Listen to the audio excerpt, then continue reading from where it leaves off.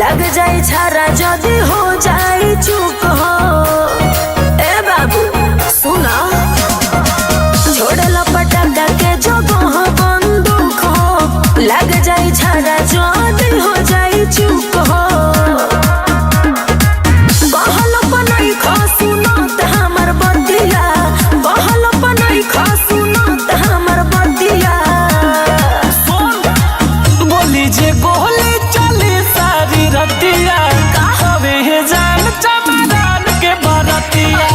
बोली जे गोली चली सारी रतिया हवे जान चमरान के बरतिया। पगलाई बड़ो का नो आई बा। Music by Vikas Roshan.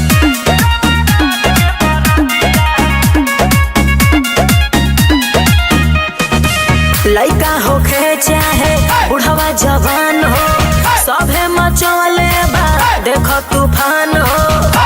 ए सुनो तारो हिल जाई सिस्टम खड़ जाई टावर हो। जानेला सबे चमरान के पावर हो। दादा बड़ी तो बंग बा देखो तो हर जतिया। बड़ी तो बंग बा देखो तो हर जतिया। बोली जे गोली चली सारी रतिया अरे। हवे जान चमरान के बरतिया।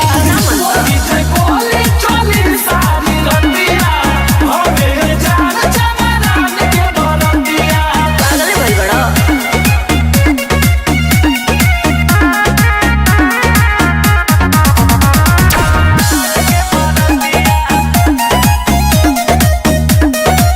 ए हो सुना अतना ओई ठल ठीक नहीं खे बाबू हो जाइबो ठंडा जे बड़ो बेकाबू हो।